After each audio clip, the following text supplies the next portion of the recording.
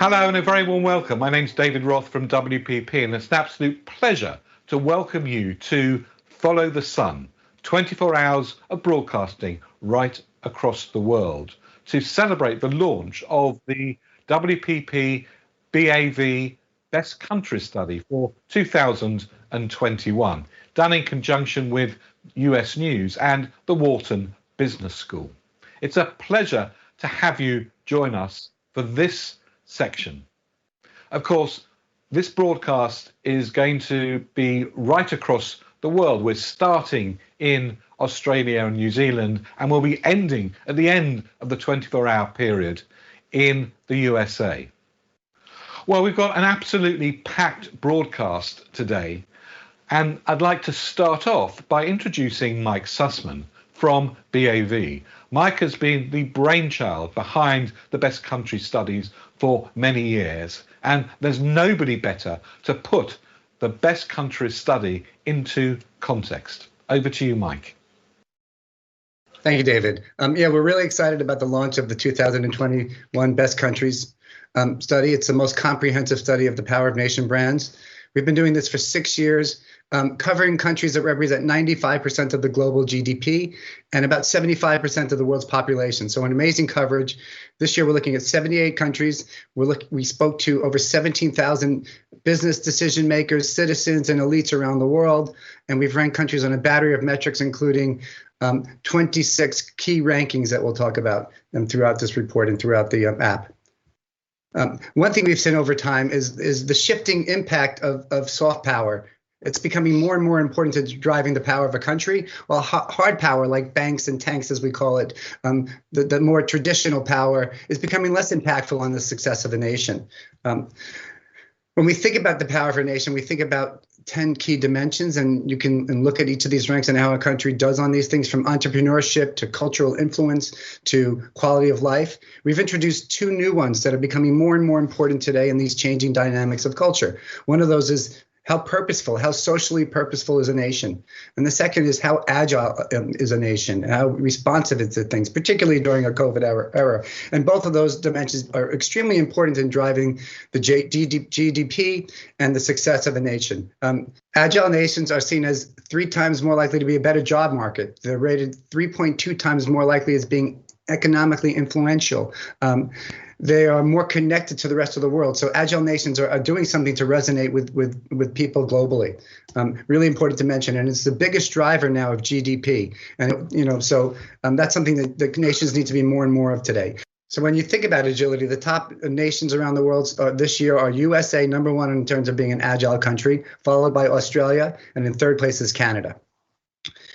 We continue to see the rising power of purpose, not just for brands, but also for nations. In fact, purposeful nations are 57% more likely to be considered for tourism, 55% more likely to be considered as a place to do business. So it's important to be seen as a purposeful and socially responsible country. Number 1 on this purposeful dimension is Canada, followed by Denmark, and 3rd place is New Zealand out of 78. So pretty impressive, pretty strong dimensions, very important. We also see the power and impact of brands that resonate from countries. In fact, 79.5% of citizens say that consumer brands play an important role in defining a country's culture. So there's a strong relationship between the brands and the nation. We also see that 78.6% of citizens say that the country a product is made in impacts their preference for a brand. So you can see that interplay between brand and country and how important it is today. And we started measuring the power of what does it mean to be made in a specific country. What does made in America mean, and made in China? And we can rank the power of these nations in terms of their exports. So, for instance, Germany ranks number 1 in terms of the country you'd want to buy an automobile from. They also dominate on pharmaceuticals and beer. So you can see a little bit of a balanced power of that nation. Italy is number 1 on fashion. So that's the top brand for when you're thinking about buying fashion brands. France owns cosmetics. In terms of the best countries for real estate, Canada ranks number 1, followed by the United States and then France. So overall, again, you can see how the building blocks of a nation affect its overall ranking. And we're excited to share some more details with you. Back to you, David. Well, now it's time to get an overview of the key insights from the 2021 study on a global perspective. And who better to do that for us than Professor David Ribstein from Wharton University. Professor Ribstein has been our partner in this study since it started, and his unique understanding and unique perspective of countries, of brands, and what's driving GDP growth is unrivaled. So let's hear from David now. Hello, I'm Dave Reibstein. I'm a marketing professor at the Wharton School at the University of Pennsylvania. I've been involved with the Best Country Study since its inception. This year has been a different year. It's been a transformational year. There's been many things that have affected how we view countries and how we live our particular lives. First and foremost, obviously, we've had to deal with the COVID-19 and the tragic loss of millions of lives all around the world. Accompanying this has been the huge impact on economies of various different countries, leading to an overall global recession. Some countries have handled the pandemic well, such as South Korea and Taiwan and several others, whereas other countries have not handled it nearly as well. Accompanying this pandemic has been the subsequent vaccine distribution. And this has required acquisition of vaccines as well as some form of equitable distribution of those. Perhaps Israel has been the country that has done the best at it. There are others that are catching up, but there are other countries that are still struggling today with trying to manage the vaccine distribution. A third major thing that's been happening this year has been the Black Lives movement that originated in the United States and has found it in various other countries all around the world. Climate impact has been a major event that's happened in various different countries. Perhaps the most notable are the brush fires that happened in Australia. We've seen other events, such as the explosions that happened in the Beirut port, killing millions of lives. And of course, we could not ignore Brexit and the impact that's had on the British economy, as well as the economies of Europe. Many, many events have made this year an exceptional year. And it's part of what it is that we've all had to adjust to. Perhaps the greatest impact, of course, has been the pandemic. And what we have witnessed as individuals is we see that how we buy and where we shop, that's changed. How we work, many of us working from home, some of us not having jobs. So there's been a dramatic impact for individuals, where we eat and how we interact with family and friends, dramatically affected, and we've had to adapt. Businesses have had to adapt as well. And what they have had to do is how they connect with their customers has changed. Meetings have changed. The ability to have trade shows dramatically affected. The whole supply chain has been disrupted. And certain industries, such as the hospitality industries or the airline industry, have been dramatically affected, with sporting events being canceled throughout the world. So many, many industries have suffered as a result. And when I've talked to business leaders, almost inevitably, what it is that they tell me is they've needed to be agile. And it sort of is the buzzword that I hear from companies. But that's not restricted to just individuals and companies. Countries have had to adapt as well. And what it is that we have seen is we see, obviously, trying to get the healthcare systems up to speed and handling with this medical crisis that we've got. And getting medical supplies to the hospitals and to individuals has also been an issue. But trying to cope with the unemployment levels and trying to deal with that and supporting the local governments has been a major issue for countries all around the world. And what countries have had to do they've had to adapt as well. Well, we too at the Best Country Study have had to go through our own adaptations. We've added 13 new attributes that we use for evaluating countries, and we have taken one of the previous dimensions, that of citizenship, and we have morphed it into a dimension that we call social purpose. And what is social purpose? It has many of the dimensions that we had in citizenship, but it also includes dimensions such as human rights and racial equality and social justice and climate concern, that have all been attributes that now feed into the social purpose dimension. And we've added a new dimension.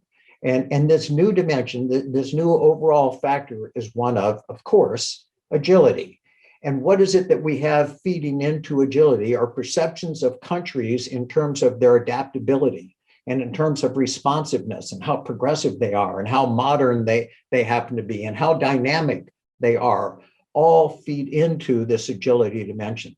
So with that said, let's take a look at the latest rankings that we have.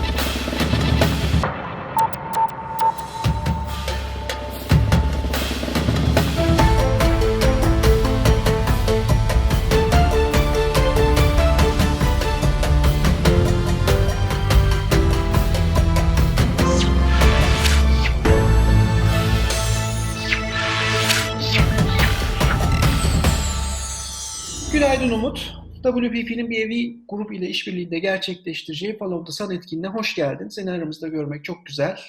Buraya geçmeden önce bize biraz kısaca TGA'nın görev tanımını, sorumluluklarını anlatabilir misin? TGA nedir, ne yapar?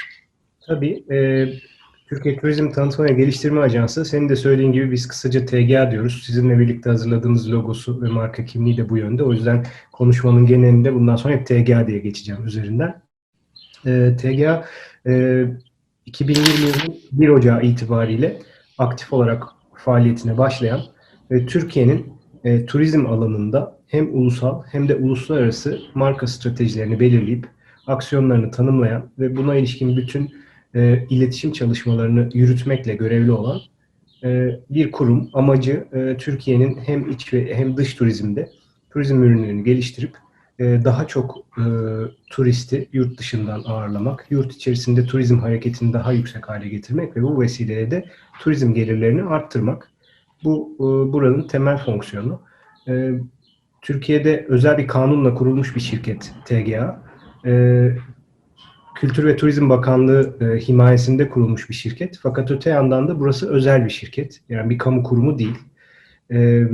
TGA yapısı itibariyle bir yönetim kurulu tarafından yönetiliyor ve yönetim kurulu başkanı da ülkemizin Kültür ve Turizm Bakanı.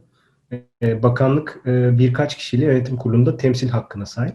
Bunun dışındaki temsilciler ülkenin turizm paydaşlarından geliyorlar. Türk Hava Yolları gibi, havalimanı işletmeleri gibi ve ülkenin her bir bölgesinden o bölgedeki turizm paydaşlarının seçimiyle belirlenen yönetim kurulu üyeleri var. Dolayısıyla aslında devletin ve özel sektörün yönetimini birlikte yaptığı bir organizasyon burası. Amacı da az önce söylediğim gibi Türkiye markasını en iyi şekilde tanıtıp daha çok turist ve daha çok turizm geliri elde etmesini sağlamak. Bunun için kurulmuş bir organizasyon. Sektörün aslında ana pazarlama organizasyonu diyebiliriz. Bir pazarlama şirketi burası. Ülkenin bütün turizm endüstrisinin pazarlama departmanı gibi çalışıyoruz biz. Ve ülkemizin farklı ürün tiplerini, farklı destinasyonlarını, hedef pazarlarına uygun bir şekilde doğru iletişim modelleriyle anlatma derdimiz var. Böyle bir organizasyonun kurulmasının arkasındaki temel amaç hem özel sektörle kamuyu birlikte çalıştırma mantığını işletebilmek, öte yandan özel sektörden gelen ve tamamen şu anda TGA'nın çalışanları profesyonel olarak hayatlarını özel sektörde kendi uzmanlığı olduğu alanlarda geliştiren arkadaşlarımız. Burada da gelip kendi alanlarında çalışıyorlar. Dolayısıyla tıpkı özel sektörde çalışan ulusal veya uluslararası bir marka gibi çalışan bir organizasyon burası. Daha esnek bu yüzden. Daha hızlı hareket etme kabiliyetimiz var. Ve devletin desteğiyle de bunu yaptığımız için çok net aksiyonlar alabilme imkanı buluyoruz. O yüzden de ülke turizmi açısından da çok faydalı olduğunu düşünüyorum. Zaten dünyada da birçok örneği var. Dünyanın birçok yerinde Tourism Board diye bilinen aslında organizasyon burası. Özetle böyle anlatabilirim. Bu anlatımınla TGA, Türkiye'nin turizm yönetiminde, Kültür ve Turizm Bakanlığı'nın himayesinde, öncülüğünde turizmin en önemli kurumlarından biri olarak aslında ortaya çıkıyor. Ancak bir ülkenin turizmini yönetebilmek sadece tanıtık faaliyetlerinden ibaret değil. Biliyorum ki TGA'nın öncelikle ürün geliştirme konusunda da yaptığı önemli çalışmalar var. İstersen biraz bunlardan bahsedelim. Bir ülke markasını oluşturmak için TGA bugüne kadar ürün geliştirme konularında neler yaptı? Sonra da tanıtım işlerine geçeriz. Tabii şimdi marka ile ilgili bir iletişimi yapabilmek için vaatlerinizin karşılığında sunduğunuz ürünlerin de bu vaadin yerine getirebiliyor olması lazım ki sürekliliği sağlanabilsin. Türkiye zaten turizmde dünyanın en güçlü, en etkili ülkelerinden bir tanesi. Fakat bunu yaparken yurt dışından gelen ziyaretçilerimizin çok büyük bir bölümü ülkemizin güney kesimlerinde, özellikle Antalya çevresindeki deniz tatili için buraya geliyorlar. Oysa ki Türkiye bundan çok daha fazlasını en az orada sunduğu kadar iyi şartlarda sunabilecek potansiyele sahip bir ülke. Dolayısıyla bunun için deniz turizminin dışında var olan turizm ürün tiplerini ülkemizin özelliklerine uygun olarak belirleyip hangi bölgede, hangi ilde, hangi destinasyonda ne varsa onları bir ürün olarak dizayn edip pazarlanabilir hale getirmek TGA'nın amaçlarından bir tanesi. Bunun için organizasyonda bir genel müdür yardımcılığı tarafından yönetilen kocaman bir departman var. Bu departmanın amacı Türkiye'deki turizm ürün çeşitliliğine uygun olarak ürün geliştirme faaliyetleri yapmak. Neler bunlar? İşte inanç turizminden tutun bisiklet turizmine, sağlık turizminden tutun eğlence turizmine, antik kentlerle ilgili çalışmalardan tutun da gastronomi turizmine varıncaya kadar şu an ekiplerimizin çalıştığı ve 50'den fazla turizm ürün tipini bugüne kadar TGA'nın kurulduğu günden bu yana geliştirdiği bir organizasyonel yapıdan bahsediyoruz. Hem kurumsal tarafta yani B2B tarafında hem de B2C tarafında geliştirilecek ürünlerle ilgili kurulmuş bir organizasyonumuz var. Dediğim gibi bugünden kadar 50'den fazla turizm ürün tipi üzerinde özel çalışmalar yaptık. Türkiye'nin gastronomi haritalarını belirledik.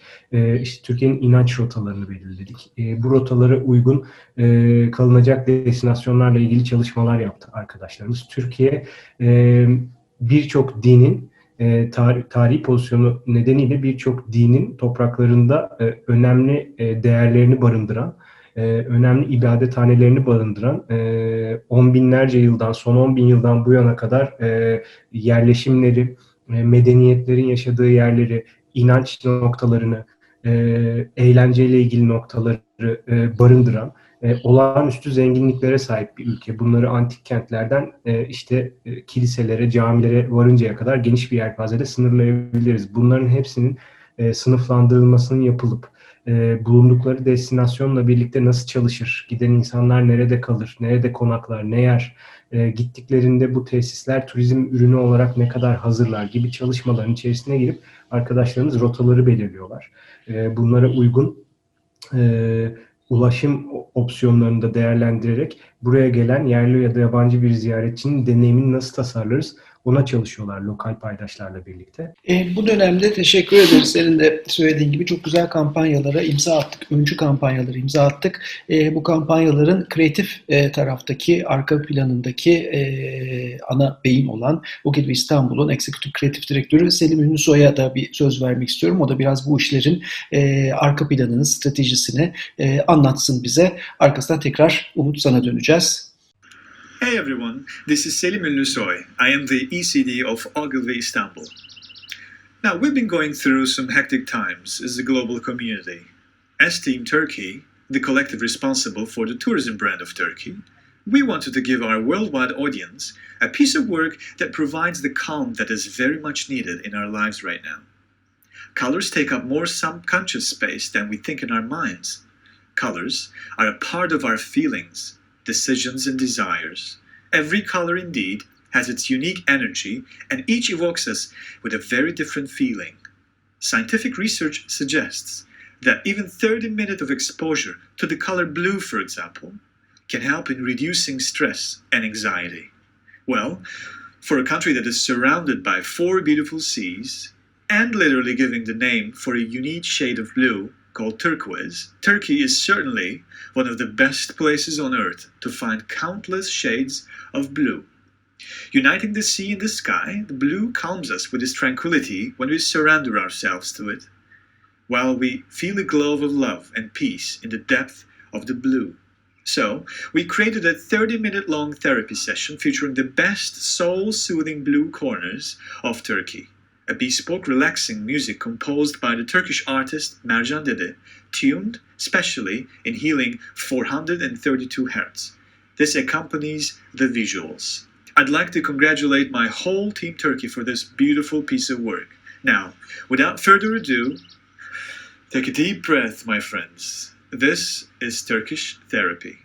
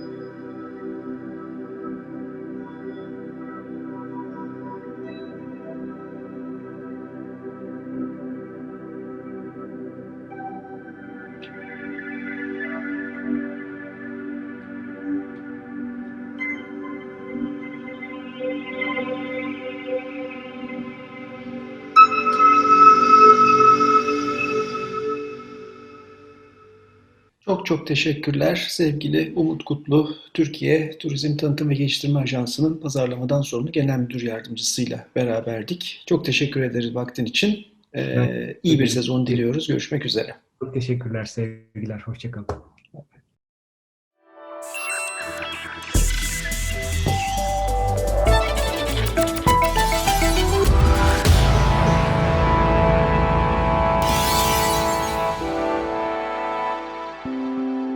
Well, thank you all very much indeed.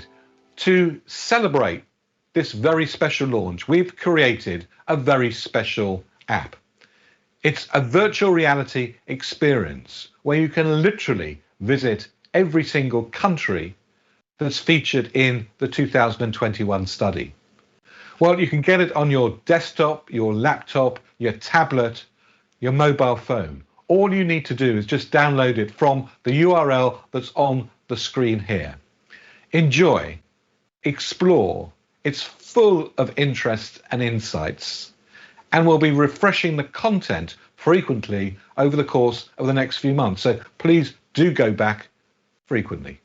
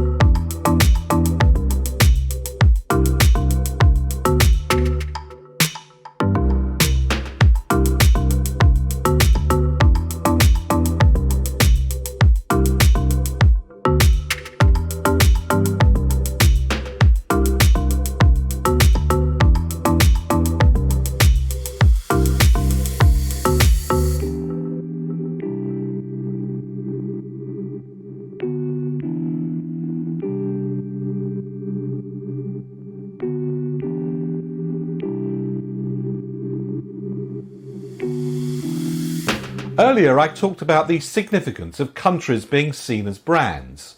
This is being increasingly realised right across the world, not just by business leaders, but by governments at the most senior of levels. I caught up with the Prime Minister of the Netherlands and asked him how important he believes country brands are.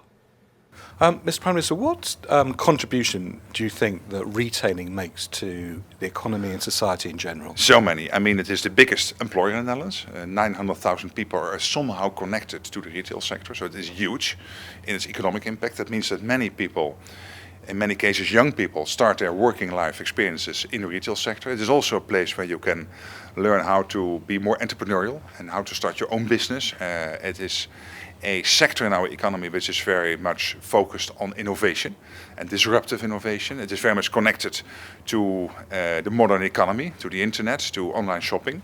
So there are so many positives. And it's also a place where people come together. It's also a sort of community place. In some of the stores, people drink a cup of coffee, meet friends, and then buy some stuff. So it has many, many impacts on society. Mr. Prime Minister, you had a fantastic career at Unilever. You obviously know brands very well. Do you think country brands are as important as product brands? Oh, they're crucial. And what I found in this job is that the brand of Amsterdam, the brand of the Netherlands, the brand of Eindhoven, or the whole commercial area around cities like Zwolle and Amersfoort are crucial for our international standing. And the fact that you can bike to school as a child, that it's relatively safe here, that there are so many possibilities when you like sports or culture. And I really learned to brand that much more than we did already. One last question, Mr. Prime Minister. What advice would you give retailers today who are under a lot of pressure, under a lot of stress? Everything's changing very fast. Yeah, but still, at the same time, you are in a fascinating sector. So enjoy what you are doing. We live only once. This is the real thing. This is not the. So you have to make the best of it. And there are so many opportunities for good salespeople, for good businessmen and women, to make use of all those opportunities which are out there. And do realize that you play a very important part in societies. You are really part of society. Mr. Prime Minister, thank you very much indeed. Thank you very much. Thank you. Bye-bye. Okay, bye-bye. Bye-bye. Wow, I can't believe it. We've come to the end of our broadcast. We're almost out of time. I'd like to thank everybody who participated in today's broadcast. And just to remind you again, please do download the app and enjoy going virtually into every single one of our countries in this year's 2021 Best Countries Study. So from me, David Roth, thank you very much indeed. And Mike, thank you very much indeed as well. My pleasure. And feel free to reach out if you have any questions. Thank you. Well, have a great rest of the day. Thank you very much indeed for joining us. We really appreciate it.